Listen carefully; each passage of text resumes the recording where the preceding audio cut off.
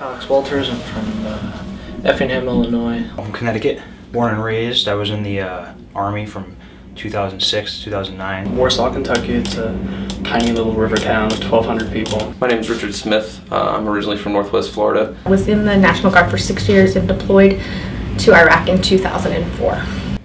I served in Iraq for a year from March of 2004 to March of 2005. At the time I was a major in the Marine Corps. I retired from the Marine Corps as a lieutenant colonel.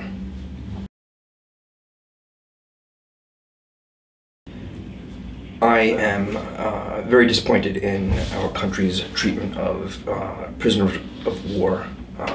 My job in Iraq, I built and trained and led in combat the 1st Iraqi Army Battalion, trained by U.S. military, and a number of my Iraqi soldiers were abducted and tortured by the enemy, and I believe that we cannot use the same tactics that the insurgents used against our Iraqi soldiers. We have to be the good guys.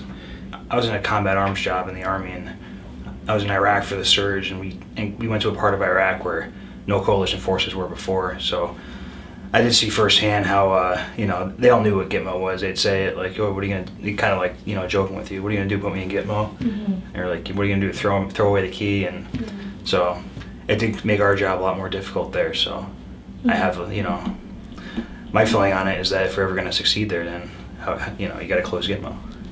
Well, I think it's a real national security issue because it puts at risk our service members in Iraq and Afghanistan, particularly Afghanistan. What it does is it gives incentive to the Taliban especially to capture American service members and torture them. And that gives them, what it does is create a moral victory and a recruiting tool for their cause. And it creates the perception that they've accomplished a victory over America. And it gathers people to their cause. Today I'm here to bring the connection between terrorists using Guantanamo Bay as a tool, as a recruiting tool, and how in Iraq, how we dealt with terrorists every day when we were trying to do our daily functions. You know, I think we all agree, we've been here, we've been there, we've seen it, we've done it, and we still realize that it's a mistake. So. It's really hard to go fight a mission and say that you're there to win hearts and minds, and then people see Guantanamo. I mean, it just counters the whole mission. It makes you look like a hypocrite.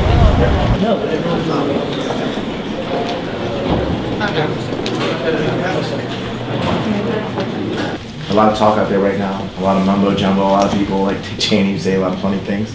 We have no experience, but I think these guys are here to testify that no matter what, Gitmo's got to shut down because our troops need the highest moral credibility on the battlefield. We need to regain the moral high ground in this war against the Taliban. That you know, we need to make right this wrong. I'm a believer of or in the Constitution of the United States, and you cannot both believe and defend the Constitution of the United States and be for torture. As long as Guantanamo Bay is open, as you're well aware, Al-Qaeda is going to use that as a very effective recruiting tool. And so to me, to other vets in this room who've been on the ground, every day it stays open, that has a cost to us.